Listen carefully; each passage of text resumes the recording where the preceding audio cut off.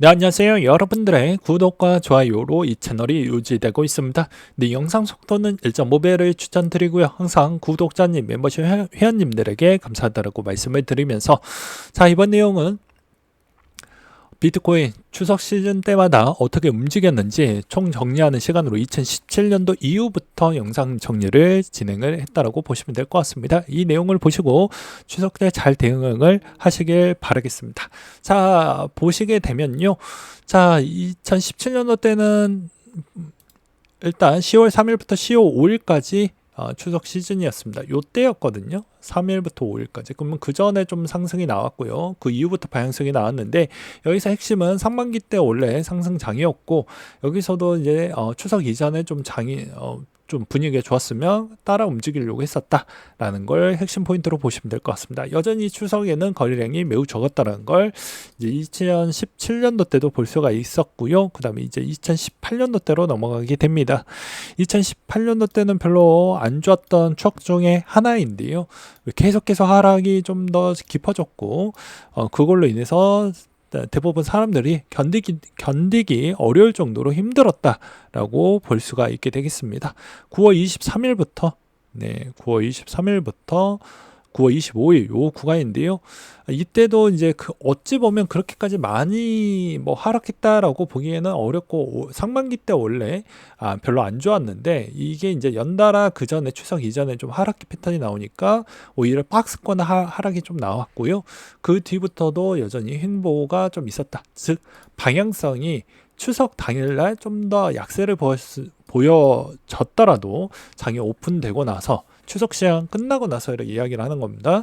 그러면 다시 약간은 회복을 보여주면서 행복세를 더 많이 이루어졌지만 그럼에도 불구하고도 추석 다 지나고 난 뒤부터는 계속해서 더 내려가려고 하는 모습을 더 볼 수가 있게 되겠습니다. 이렇게 해서 2019년도 때로 또 흘러가게 되는데요. 상반기 때는 여전히 좋았고요. 그 다음에 하반기 때를 보게 된다고 하면 장 종료 5분 전입니다. 9월 12일부터 지금까지를 볼 수 있는데 여전히 이제 추석 시즌 때는 여전히 횡보고 여전히 거래량도 제일 적다라는 걸 볼 수 있습니다. 그 전에 이제 좀 상승 추이가 나왔을 때인데 오히려 박스권 들어가고 나서 오히려 반대로 내려가는 형태를 볼 수가 있습니다. 그러니까 17년도 때 형태처럼 약간 올라가는 형태가 좀 더 이렇게 강하게 나왔던 때는 오히려 추석 끝나고 나서도 강한 모습을 보여주었지만 강한 모습이 들어가기 직전에 또 추석 지나고 나서 오히려 더 내려가는 모습이 좀 17년 대비보다는 다른 형태로 나와주고 있구나라는 걸 볼 수가 있습니다. 그리고 매도량도 생각보다 좀 많이 나왔고요.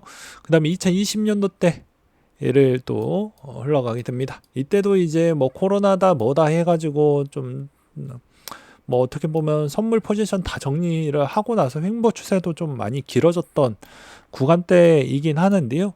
이때는 9월 30일부터 요때입니다. 아예 안 보이시겠지만 여기가 이제 전환되는 요 시점인데 요때 완벽한 횡보 구간에 또 거래량도 가장 적은 그 전에 이제 하락 추이가 좀 더 있었고 그 다음에 완벽하게 횡보 구간을 보여준 다음에 오히려 상승 추이로 바뀌는 형태를 볼 수가 있습니다. 특징적인 요인은 이번에 이제 코로나 이후부터는 이때 횡보가 너무 많이 강했고요. 그 다음에 다시 한번 전멸 구간대가 나오고 난 뒤부터는 그 이후부터 좀 상승 추이가 더 많이 보여주었다라고 볼 수가 있게 되겠습니다. 그리고 2021년도 때부터 상승 추이가 계속 이어가는 상반기 추이를 거친 뒤에 그 다음에 어떻게 흘러갔는지 같이 한번 보도록 하겠습니다. 9월 20일부터 21일인데요. 요때입니다. 요때 또 하락인데요. 대부분 장 종료 3분 전입니다. 추석 때 대부분 하락이 나온다고 해도요. 대부분 이렇게 긴 U자형 패턴으로 회복을 해주는 형태가 많이 나오게 됩니다. 이 점도 참고하시기 바라겠고 대부분 추석 시즌 때가 이전에 좀 약세를 많이 보여주었다고 하더라도 오히려 추석 지나고 나서 반성이 좀 좋았다. 즉 추석 때 안 좋았던 형태는 오히려 반등물이 좀 더 나왔던 형태라고 볼 수가 있게 되겠습니다. 그리고 2022년도 때를 또 흘러가게 되는데요. 이때 또 보게 되면 9월 9일부터 9월 11일이었는데요. 그때가 요때입니다. 요때입니다. 추석 때 좀 좋았죠. 예, 추석 때 좋았고 좋은 형태로 마무리가 됐다가 추석 끝나자마자 다시 제자리로 가는. 그러니까 어찌 보면 추석 기간 때는 거래량이 좀 붙어주었던 구간대에서는 확인을 해볼 수 있을 만한 패턴 중에 하나는 올라가더라도 다시 제자리로 오는 추석 기간이었다라는 걸 또 확인을 해볼 수가 있었고요. 여전히 상반기 때 안 좋았던 패턴은 하반기 때도 횡보하거나 약세를 보여주었던 패턴이 좀 더 많이 보여주는 것 같습니다. 그리고 23년도 때를 또 보게 되면요. 이때가 이제 2023년도 때인데 9월 28일부터 9월 30일 구간입니다. 네, 9월 28일부터 9월 30일 구간.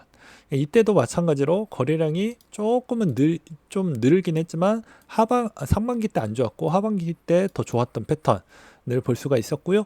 이때도 추석에 좀 올라가다 다시 내려가는 형태를 좀 볼 수가 있겠죠. 그래서 이번 2024년도 때는 어떻게 흘러갈까? 내려가는 패턴이 계속해서 연달아 나왔을 때는 확률적으로 어땠을까요? 우리가 지난 2018년도, 19년도 때 하반기를 보게 되면 오히려 너무 많이 장 내려가는 종료 1분 전입니다. 너무 많이 내려가는 추이가 나오게 되면 오히려 그 시점 대비로서 더 많이 내려가려고 하는 습성이 조금 더 있었고요.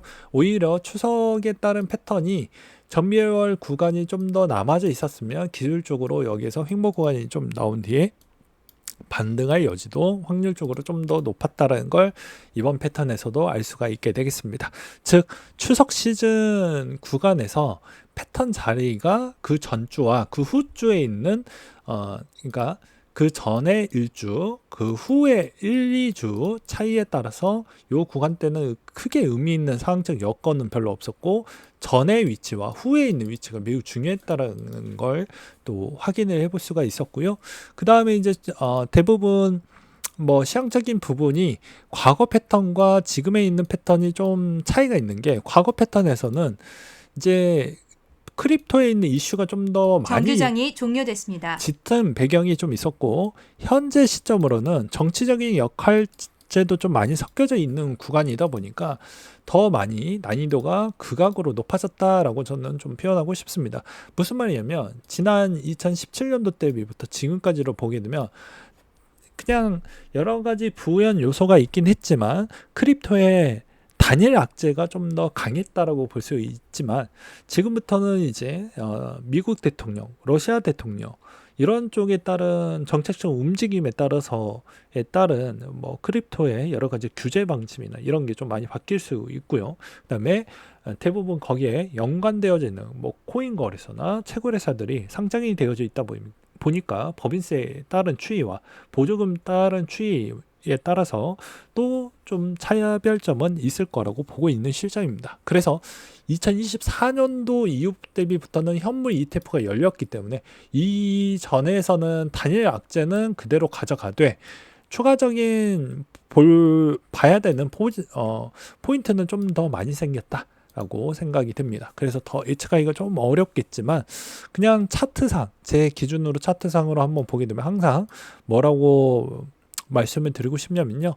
이 구간대가 17년도 구간대를 돌파를 했던 시점이 21년도 구간대입니다. 그러니까 어찌 보면 여기에 있는 소화적 구간대가 생각보다 좀 많은 시간이 필요했다는 걸 볼 수가 있겠죠. 마찬가지로 21년도 때와 22년도 때 쌍봉을 그린 다음에 이 구간을 지금 소화하는 구간대라고 저는 생각을 하고 있습니다. 즉 과거에 이제 최고점은 현재 있는 이제 어떻게 보면 지탱하는 최저점 구간이라고 저는 생각이 드는데요.